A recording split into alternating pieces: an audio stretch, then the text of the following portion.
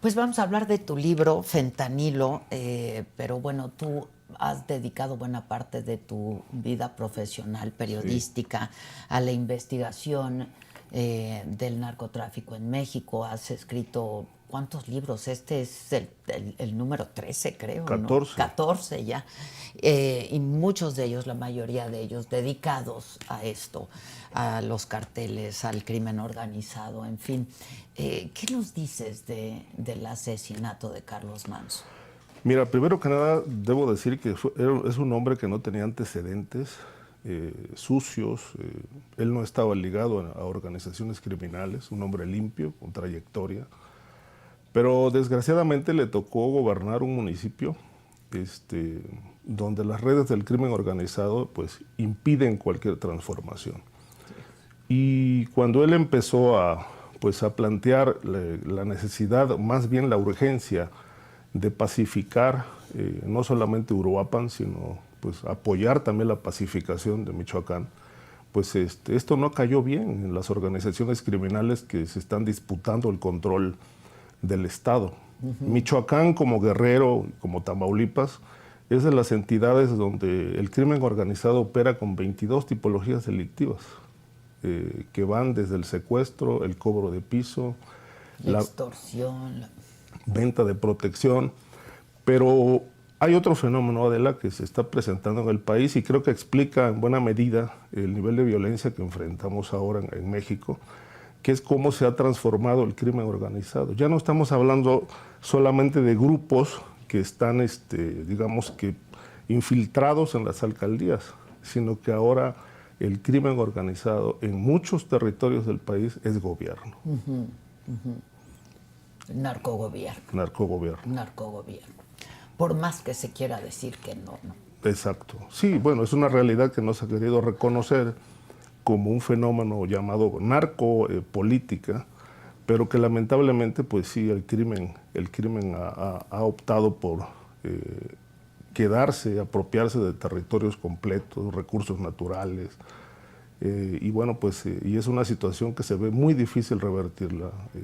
Es que tienen un dominio territorial los Sí. carteles, ¿no?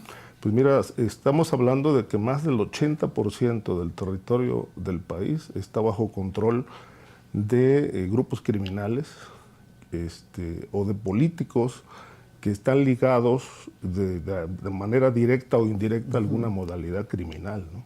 O que llegaron financiados por un cártel. Entonces, cuando llegan al poder, pues se olvidan de la seguridad, entregan a las policías. Por eso tenemos una grave crisis. No hay policías, están al servicio Del crimen de... organizado. Sí, esa es la situación. Ahora, ¿cómo revertir eso? Pues es que se tiene que hacer un trabajo de donde el Estado se tiene que autolimpiar, Una purga, decía yo el otro una día. Es que purga. tiene que haber una purga, ¿no? Sí, y esto implica pues aplicar la ley, porque en realidad leyes hay, pero hay un nivel de impunidad elevadísimo. En muchos puntos del país el Estado está ausente y esto crea condiciones, crea los asideros para que el crimen organizado florezca. Ahora, muchos coinciden, mayoritariamente la hipótesis periodística es que el cártel Jalisco Nueva Generación está detrás del asesinato de Manso. Sí, porque es un grupo que ha querido controlar desde hace mucho tiempo ese estado. Sobre todo porque su líder, Nemesio Ceguera, pues es de ahí, es de Aguililla, y lleva años intentando controlar el territorio. Por eso hay una guerra en Michoacán, ¿no? Con los Viagras, está el grupo de la familia michoacana, Cárteles Unidos, que ya fueron declarados como grupos terroristas, Terroristas. entre otros, que tienen dividido al Estado y en un nivel de violencia pues que se ve evidentemente que el gobierno estatal está rebasado, por momentos el gobierno federal también, y vemos que gobernadores van, gobernadores vienen y la situación no cambia. Michoacán lleva décadas en esta crisis de seguridad pública. Bueno, ahí empezó la guerra contra el narco de Sí, Felipe Calderón, sí, ¿no? A petición del entonces gobernador. sí, ahí empezó los operativos conjuntos en Michoacán precisamente. Sí. Aunque bueno, con no con éxito, porque recuerdas que hubo una redada de alcaldes también que estaban ligados al crimen, que los encarcelaron y en poco tiempo estaban en la calle. Pero ahí empezó la guerra precisamente. Ahora, hablaba yo con Luis Chaparro, quien ha dedicado también muchos años a estas investigaciones, y me decía, y lo puso en un mensaje en su cuenta de X, pues que el narco ganó la guerra. O sea, es un poco decir, ¿ya la ganaron? Es que la están ganando. Digo, lo otro es negar una realidad. Sí, es cierto, y a pesar de la militarización, a pesar de muchas otras medidas que se tomaron, desde Calderón hasta ahora, creo que hay un nivel de corrupción institucional que es una de las causas de esta crisis. Militares implicados, jefes policíacos también, gobernadores, alcaldes. Es decir, no estamos hablando de que todo esté controlado por el narco, pero sí gran parte de los estados, sobre todo Guerrero, Michoacán, Baja California, el caso de Tamaulipas, Veracruz tiene un problema gravísimo también de infiltración, en fin, con 22 actividades delictivas. Sí. Pues bueno, ya no es el tráfico de drogas lo más importante. Creo que es lo de menos ya. Sí, ya es lo de menos. Ya es lo de menos. Hoy estamos ante un tema de, por ejemplo, el huachicol fiscal, etcétera, y todo esto lamentablemente implica a mandos oficiales, ¿no? Ricardo, háblanos de este nuevo libro, Fentanilo, la era diabólica de las drogas químicas. Sí, mira, este libro es una radiografía del fenómeno del fentanilo. Aquí abordo, por ejemplo, las redes que operan desde Asia, en México, y cómo el fentanilo se ha convertido en pues, la droga de mayor consumo en Estados Unidos, con todas las consecuencias que conocemos, ¿no? Las muertes, pero sobre todo cómo entra a México el fentanilo, ¿no? Es decir, y aquí estamos hablando de que, retomando un poco lo que dije hace un momento, cómo el crimen organizado, sobre todo 6 o 7 grupos criminales, que son los que fueron declarados como terroristas. Organizaciones terroristas. Pues ya se hicieron del control de los puertos, ¿no? Porque por los puertos llega el fentanilo. Y luego en la Ciudad de México tienen bodegas donde almacenan fentanilo, lo trasladan hasta el norte del país, a Sinaloa, a Sonora, donde están los laboratorios para procesar el fentanilo y producir las pastillas que luego se mandan a Estados Unidos. La oleada de muertes que conocemos, 100,000 anuales más o menos, pues hoy se está calculando que mueren 300 personas diarias por consumo. Tiene mucho que ver por la improvisación que hay en el procesamiento del fentanilo. Es decir, si alguien quiere incorporarse a la producción de fentanilo, le toca la puerta o a Jalisco, a Sinaloa o a la familia michoacana, ellos les pagan sobre 1 millón, 2 millones de pesos para montar un laboratorio y les dan una receta. De cómo hacerlo. Cómo hacerlo, pero no siempre se cumple.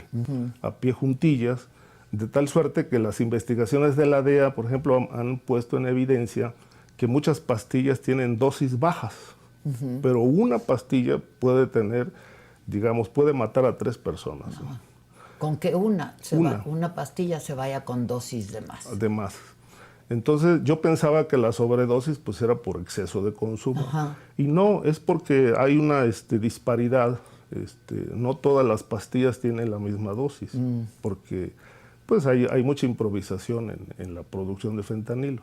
Entonces hay jóvenes en Estados Unidos que por primera vez van a consumir y pueden morir. Y esa puede ser la última, ¿no? Sí, por la sobredosis, ¿no? Ahora, es barato el fentanilo.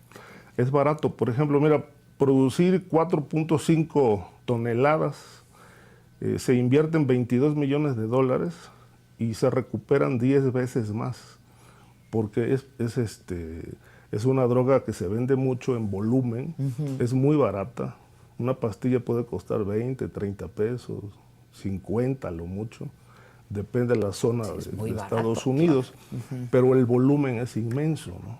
Entonces, precisamente, y no les importa a los grupos criminales si las personas mueren hoy, mañana, etcétera, porque la capacidad de adicción es muy elevada.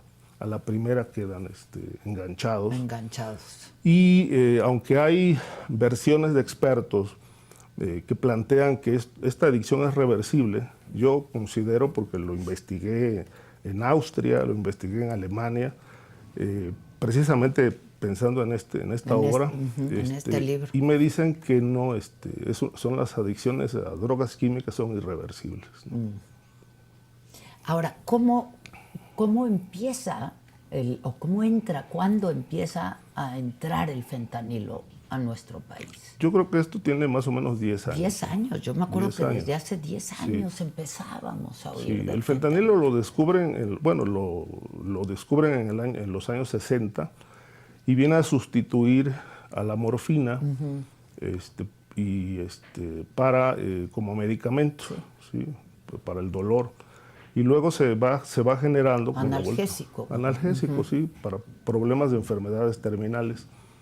Y en 10 años para acá, esto se ha convertido en una fiebre, en una verdadera crisis de consumo, porque además el fentanilo se puede adquirir hasta por internet. O sea, hay empresas en China, por ejemplo, que trabajan para el mercado legal y para el mercado ilegal. Y entonces se compra por internet y se manda a través de las aduanas. En México llega el cargamento y con 1 kilo se pueden hacer millones de dosis, ¿no? ¿Y dónde están los laboratorios en México de fentanilo? ¿Hay por todos lados? Sí, sobre todo en el norte del país. Porque en el norte. En el y norte. Luego ya también, que un poco fue la crisis en Culiacán. Sí. ¿No? Ahí se dio porque originalmente, el grupo que más producía era Sinaloa. Entonces en Sinaloa estaban la mayoría, había cerca de 1000 laboratorios instalados en la sierra, había un coordinador de laboratorios del cártel de Sinaloa que supervisaba la producción. Todos estos. Ajá. Pero en 2019 Estados Unidos empezó a ejercer mucha presión, sobre todo cuando se empezaron a subir la estadística de muertes en Estados Unidos. Y entonces hubo una suerte de parón en la producción en Sinaloa, pero los laboratorios se instalaron en el Estado de México. Se instalaron otros en Michoacán, etcétera. Se diseminaron por distintas regiones, pero siguió la producción, ¿no? Siguió enviándose la producción. De ahí vino otra arremetida estadounidense hacia el gobierno de López Obrador, recuerdo, cuando le exigió que se militarizaran los puertos, las aduanas, los aeropuertos para reforzar la seguridad y frenar el flujo de fentanilo. También hubo acciones en China, pero el mercado es inmenso, o sea, es un mercado negro donde el fentanilo, en principio bajó un poco el ingreso de fentanilo, pero los fabricantes o los productores de esta droga se las ingeniaron, porque cuando escaseaba el precursor químico, empezaron a utilizar medicamentos hasta de uso veterinario para mezclarlo con el fentanilo y hacerlo más potente. Hay una sustancia que se llama silacina, con X, que es un anestésico para perros, gatos, que lo empezaron a mezclar con fentanilo. Y esto lo hace más potente. Hay otras 2 drogas que son más potentes que el fentanilo. Uno se llama carfentanilo y la otra se llama TUSI. El TUSI, que es rosa, lo platicas en tu libro. La cocaína rosa. Que está entrando al mercado estadounidense, pero la producen en Colombia. Ese es el... ¿Y cuál es el componente? ¿Por qué se le llama la cocaína rosa? Es puro químico. Es puro químico. Puro químico, sí. Son químicos. Hasta donde tengo entendido, ya lo empiezan a mezclar con fentanilo, porque todo tiene fentanilo, hasta la marihuana, la cocaína, la heroína, etcétera. Todas las drogas que antes se consumían en Estados Unidos sin este componente, ahora ya lo tienen Para hacerlo más adictivo. Más adictivo, más potente. Y más letal. Por supuesto, más letal, porque el lapso de vida de un consumidor de fentanilo es muy corto. O sea, pueden morir en 6 meses. Primero empiezan con la etapa de la euforia, ¿no? Y luego viene la crisis de la adicción, donde el consumidor, digamos, necesita la sustancia para no sentirse mal, ya no para experimentar una sensación diferente, ¿no?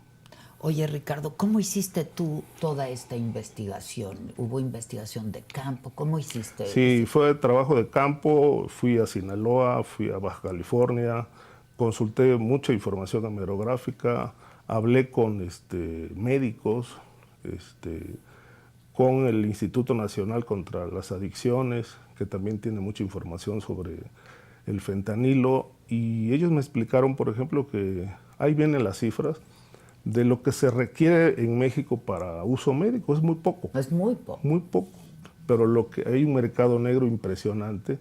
Y por otro lado, hay menos de 500 médicos en México autorizados oficialmente para recetar. Para prescribir. Prescribirlo, sí.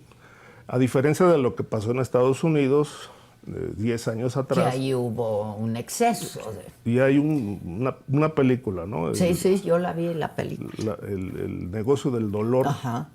Que da cuenta de cómo las farmacéuticas inundaron a Estados Unidos de fentanilo y luego se volvió un mercado cautivo para los cárteles mexicanos. Estados Unidos, porque no te dejan con dolor en Estados Unidos, ¿no? Bueno, es que... Pero hubo un exceso y los intereses de las farmacéuticas. Les pagaban a los médicos. Claro, por recetarlo. Por recetarlo, y creo que daban fentanilo hasta para un dolor de cabeza. Ahora, aquí pues se dejó crecer el negocio del fentanilo, porque si estamos hablando de 1000 laboratorios, etcétera, que nadie lo supiera. No, volvemos a lo mismo. Se dejó crecer, y sobre todo Sinaloa, ¿no? Y luego el cártel de Jalisco fueron los dos principales cárteles que aprovecharon este mercado estadounidense y la corrupción y las facilidades que tuvieron en México para introducir fentanilo, ¿no? Que siempre se negó que se producía aquí. Acuérdate que en la administración pasada... Sí.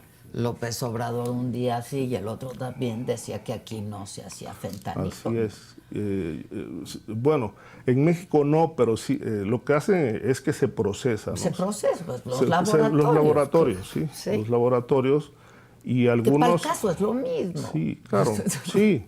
Ahora, para que todo esto haya florecido, hasta volverse un gran emporio, pues se necesitó protección oficial, ¿no? Nada pasa desapercibido a la inteligencia del Estado, ¿no?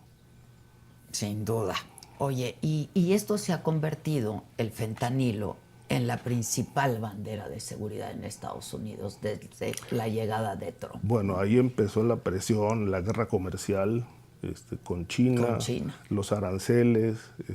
Hay tres puntos que a Estados Unidos le importa mucho: frenar el flujo migratorio, el tráfico de drogas de distintas, pero particularmente el fentanilo. Porque está matando a muchísima gente. Porque esto les provocó un grave problema de salud pública. ¿Y ha disminuido en Estados Unidos? No, la demanda sigue siendo cada vez más alta. Y ahora, bueno, pues en México nada más de los grupos criminales, con independencia del Tren de Aragua que opera ya opera en México, pero en Venezuela, son 6 cárteles, ¿no? Está Familia Michoacana, Sinaloa, Cártel de Jalisco, Cártel del Noreste, Cárteles Unidos y la Familia Michoacana. Oye, Ricardo, pues es la droga del siglo XXI, sí, ¿no? Sí.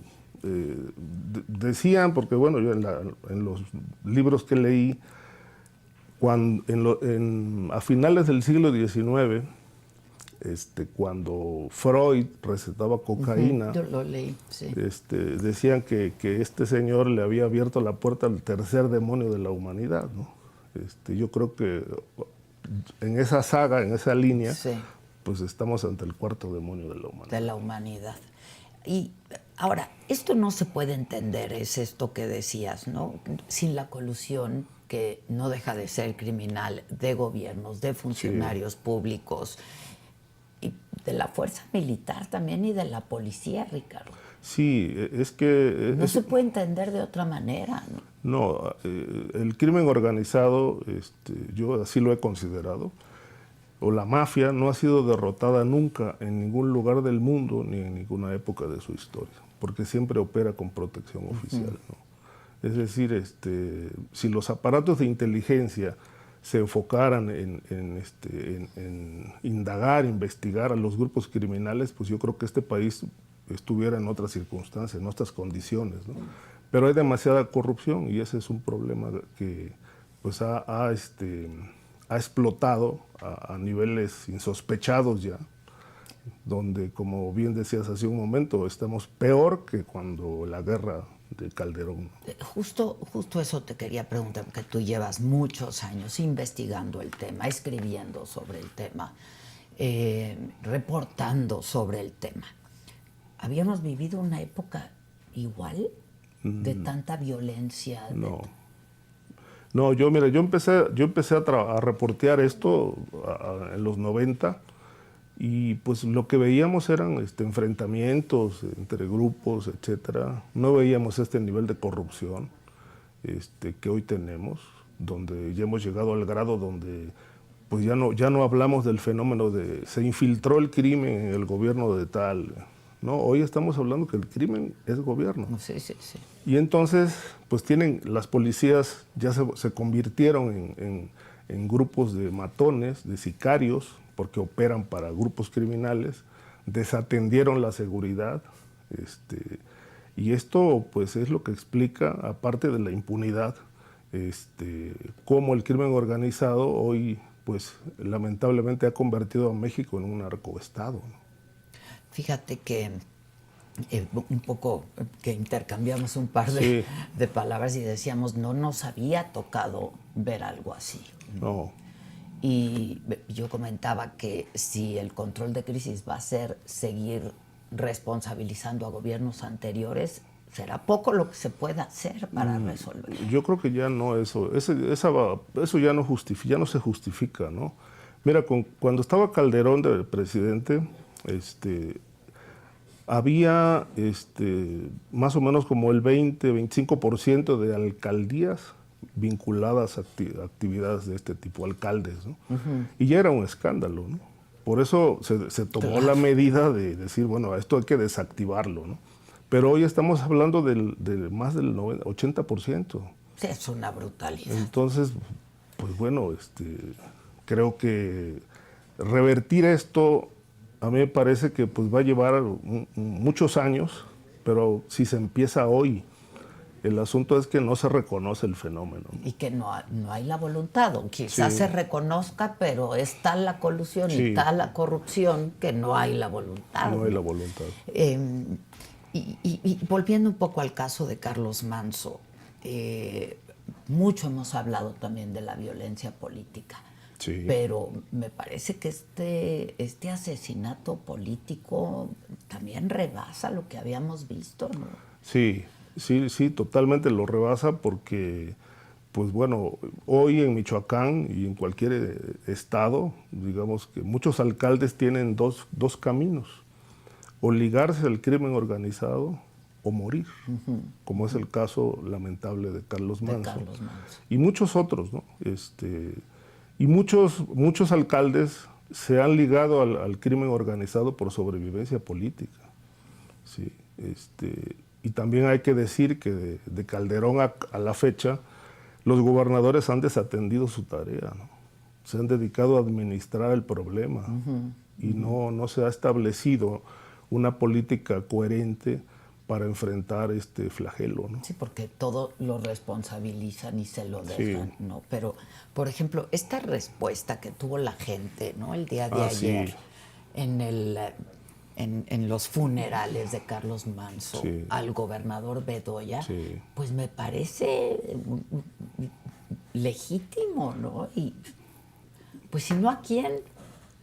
tienen, sí, eso que le gritaron es terrible, ¿no? O sea, lo están culpando directamente. Sí, digo, esa es la percepción, Claro. pero ¿a quién le exiges? Pues a tu gobernador, Claro, ¿no? pues es la autoridad Es máxima. la autoridad en Claro. el Estado. Ahora, lo que sí llama mucho la atención, Adela, es que lo hayan matado teniendo varios escoltas de la Guardia Nacional. 14 elementos, dijeron. Sí, dicho también por el propio secretario de Seguridad. De seguridad, pero no se ve el cerco, No. ¿sabes? O sea, Sí, ¿dónde estaba el cerco de aquí hay seguridad? muchas hipótesis, ¿no? O desatendieron, o lo pusieron, etcétera, etcétera. Pues yo creo que aquí se tiene que... A saber. ¿Qué pasó ahí, verdad? Pues interesantísimo tu libro, como todos los que has escrito, Ricardo Ravelo, Fentanilo, Editorial Trillas, la era diabólica de las drogas químicas. Te agradezco mucho. No, gracias a ti Muchísimas gracias. por la Gracias, invitación. Ricardo. Gracias. Lo hemos leído con mucho interés. Muchas Muchas gracias. Pues es Michoacán y ocurrió otro muy lamentable hecho en el estado el fin de semana. Y fue el asesinato del sobrino de Hipólito Mora. Acuérdense de Hipólito Mora. Aquí también en estos espacios, desde hace muchos años que yo lo conocí a Hipólito, fui a La Ruana a entrevistarlo, estuve con él varias veces, el ex líder autodefensa del Estado. Y junto con el sobrino de Hipólito murió su esposa.